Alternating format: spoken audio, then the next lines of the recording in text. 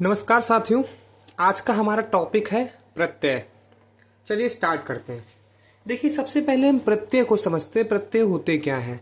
तो प्रत्यय वे शब्दांश होते हैं जो किसी शब्द के बाद में लगकर उसका अर्थ या स्वरूप बदल देते हैं। देखिए, हम उपसर्ग पढ़ चुके हैं। उपसर्ग के विषय में मैं आपको पहले ही पढ़ा चुका हूं। आप इससे जस्ट पहले वाली वीडियो देखिएगा, उसमें मैंने आपको समझाया है। उसके प्रत्यय की बात कर रहे हैं तो प्रत्यय मैंने क्या बताया? वे शब्दांश हैं, जो किसी शब्द के पीछे लगकर उसका अर्थ, स्वरूप, भाव बदल देते हैं। ठीक है, बदल देते हैं। देखिए, एक एग्जाम्पल ले लेते हैं तो आप इस चीज को अच्छे से समझ पाएंगे। जैसे हमने एक एग्जाम्पल ले लिया है, एक। अब आप एक का शाब्दिक अर्थ तो होता है जो किसी संख्या को एक को दर्शाता है ना। अब इसके पीछे हमने एक शब्दांश लगा दिया है ता, तो ये नया शब्द क्या बना? एकता। एकता मतलब क्या होता है? एक साथ रहना, साथ, अच्छे संबंध, गठबंधन में रहना। आप समझ में आ रहा है कि प्रत्यय लगता कहां पर है? इसको इंग्लिश में सफिक्स बोलते हैं। ठीक है, इसको इंग्लिश में सफिक्स बोलते हैं। और आपको ये भी समझ में आ गया होगा कि क्या होते हैं प्रत्यय। बात करते हैं प्रत्यय के प्रकारों की। तो प्रत्यय के दो प्रकार होते हैं। एक होता है कृदंत प्रत्यय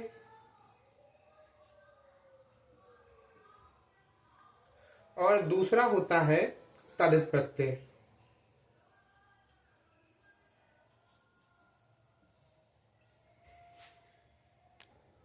अब देखिए, कृदंत प्रत्यय और तदित प्रत्यय। देखिए, कृदंत प्रत्यय क्या होते हैं? ये वे प्रत्यय होते हैं जो क्रिया के मूल रूप से बनते हैं। मूल रूप यानी रूढ़ क्रिया से बनते हैं। रूढ़ क्रिया। अब मैं आपको रूढ़ क्रिया के विषय में पहले ही बता चुका हूं, फिर भी मैं आपको बताता हूं। जैसे हमने एक शब्द लिखा लेख। ठीक, ये लेख हमारा रूढ़ क्रिया है, प्लस इसमें हमने अक प्रत्यय दिया तो ये क्या हो जाएगा? ये हो जाएगा लेखक। तो शब्द पूरा बदल गया। लेख मतलब होता है एक लेख, उसमें अक शब्दांश जोड़ा, नया शब्द निकला लेखक, जो लेख को लिखता हो। तो आपको रूढ़ क्रिया समझ में आई। यदि नहीं समझ में आए तो शुरुआती वीडियोस देख लीजिए, आपको समझ में आ जाएगा। आपको कृदंत प्रत्यय समझ में आया, इसमें कोई डाउट नहीं। कृदंत प्रत्यय मतलब क्रिया के मूल रूप से बनते हैं, उन्हें कृदंत प्रत्यय बोलते हैं। कृदंत प्रत्यय के कितने पार्ट है? कृदंत प्रत्यय के 5 भेद होते हैं। अब ये 5 भेद आपको पढ़ना आवश्यक नहीं है। आप सिर्फ इतना समझ लीजिए कि कृदंत प्रत्यय क्या होते हैं, जो मूल क्रिया के मूल रूप से बने होते हैं। एक चीज कंफर्म हुई। उसके बाद हम लोग दूसरे की बात करते हैं, तदित प्रत्यय। तदित प्रत्यय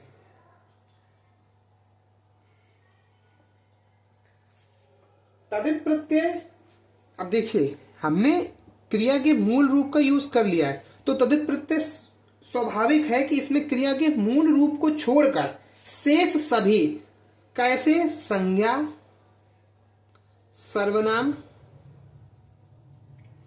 और विशेषण, मतलब क्रिया को छोड़कर जो रेस्ट बचा है वही हमारा तदित प्रत्यय होता है। मतलब इसमें संज्ञा शब्द के होंगे, सर्वनाम शब्द होंगे, विशेषण शब्द होते हैं, और इन शब्दों के पीछे एक शब्दांश जोड़कर हम अर्थ बनाते हैं। एक एग्जाम्पल ले लेते हैं। जैसे हमने एक शब्द ले लिया सेठ।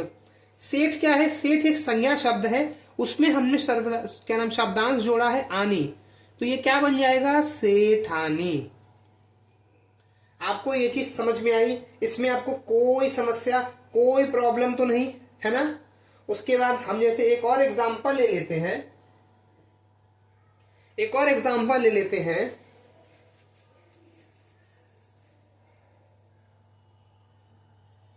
हमने ले लिया नेता।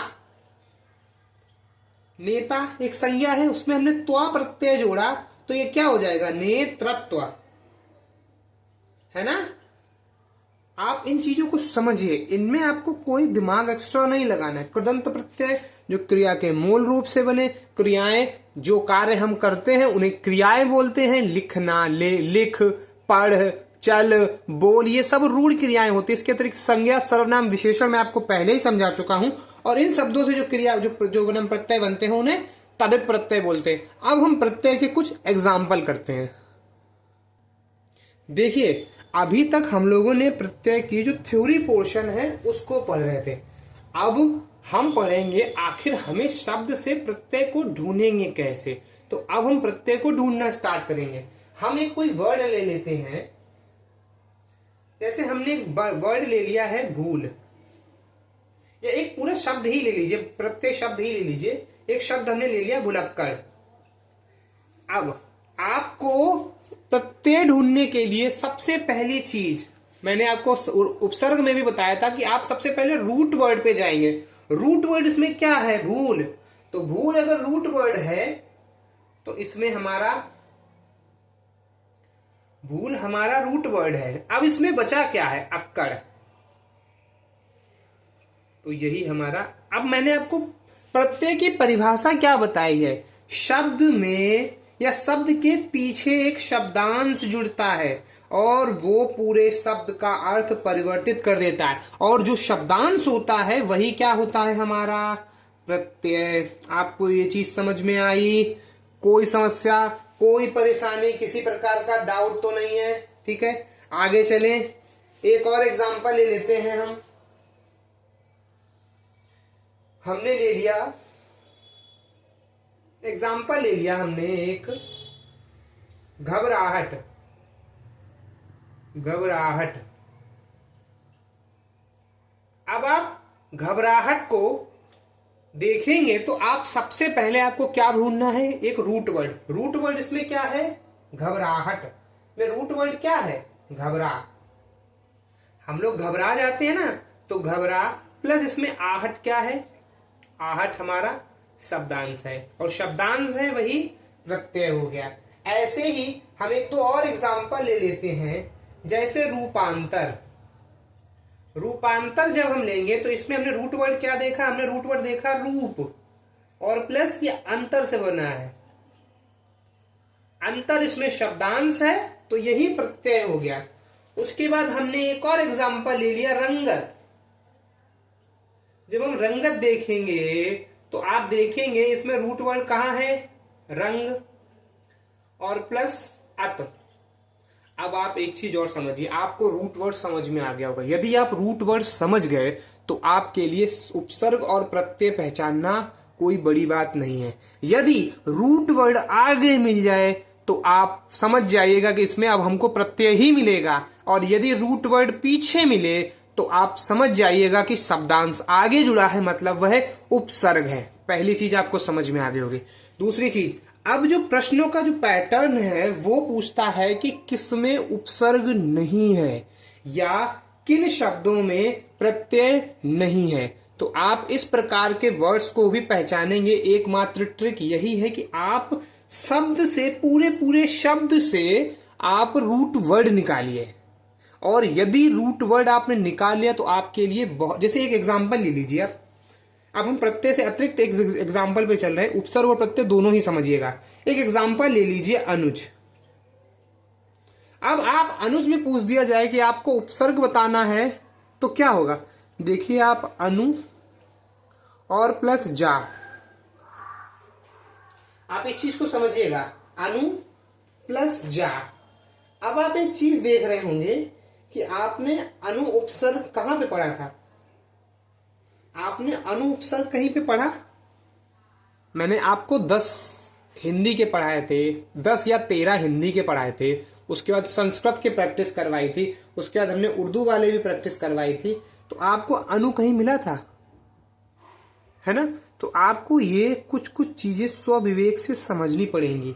आप यदि रूट वर्ड ढूंढना प्रारंभ कर दें, यदि आप रूट वर्ड अच्छे से ढूंढ लेंगे, जैसे इसमें घबरा है, इसमें रूप है, इसमें रंगत है, तो आपने समझ लिया कि रूट वर्ड मिलने के अतिरिक्त जो शब्द एक्स्ट्रा होंगे वो हमारे क्या हैं, प्रत्यय हैं। आपको इन सब चीजों में कोई डाउट नहीं है। अब एक दो एग्जाम्पल हम लोग ऐसे कर लें जिनमें प्रत्यय या उपसर्ग नहीं हो, तो आप अच्छे से ये चीज समझ जाएंगे कि हाँ, हमें रूट वर्ड कहाँ ढूंढना है और कहाँ ढूंढना नहीं है। ठीक है। अब जैसे मैंने आपको बताया है कि उपसर्ग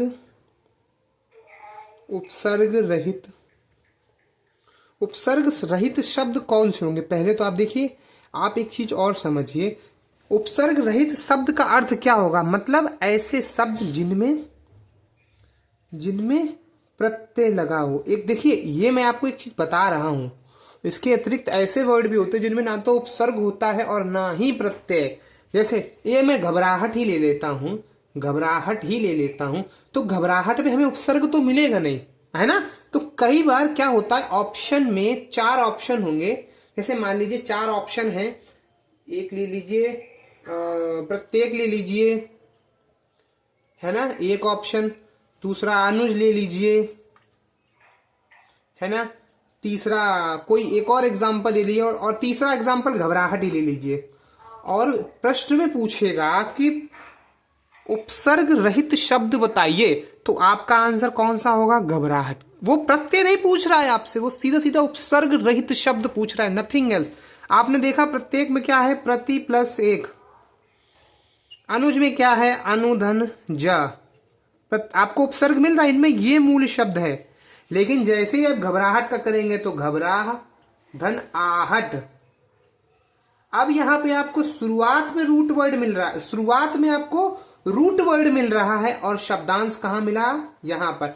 तो ये हमारा राइट आंसर हो गया। आपको ये चीज समझ में आई। सेम चीज प्रत्यय वाले में भी होगी। जब आपसे पूछेगा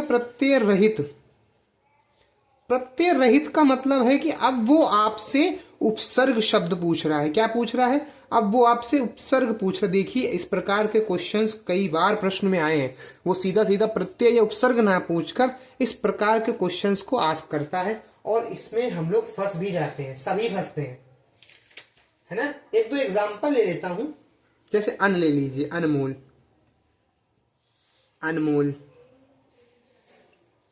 अनमोल ले लिया एक हमने, इसमें उपसर्ग है, मतलब प्रत्यय रहित है। उसके बाद हमने रूपांतरण ले लीजिए, रूपांतर, इसमें प्रत्यय रहित पूछा गया ना। रंगत ले लीजिए, और फिर से यही चिकनाहट या कुछ भी ले लीजिए। चकराना ले लीजिए, चकराना, है ना। अब आप देखेंगे इसमें बोला है प्रत्यय रहित, तो हमने जब अनमोल को किया तो अन धन मोल। अब आप खुद ही समझिएगा, इसी प्रकार से आपको प्रश्नों को हल करना है। रूप धन अंतर, ऐसे ही रंग धन अत, और ऐसे ही चक्कर प्लस आना। आप शब्दांश देखिए, शब्दांश यदि आगे लगा है तो उपसर्ग पीछे लगा है, तो प्रत्यय पीछे लगा है, तो प्रत्यय पीछे लगा है, तो प्रत्यय। हमसे पूछा गया है प्रत्यय रहित, इसमें प्रत्यय है, इसमें प्रत्यय है, इसमें प्रत्यय है, प्रत्यय रहित कौन सा है, अनमोल। तो राइट आंसर क्या हो गया। इस प्रकार के प्रश्न आते हैं, आपको इनमें कोई भी कंफ्यूजन नहीं रखना है। प्रत्यय के लिए मेरे हिसाब से इतना मैक्सिमम है, आपको ज्यादा दिमाग नहीं लगाना है। थोड़ी सी प्रैक्टिस करेंगे आप, जैसे थोड़ी सी प्रैक्टिस करेंगे, आप रूट वर्ड यूं ढूंढ लेंगे, और जैसे ही आप रूट वर्ड ढूंढना प्रारंभ कर देंगे, आपके लिए उपसर्ग और प्रत्यय बहुत ईजी चीज हो जाएगी।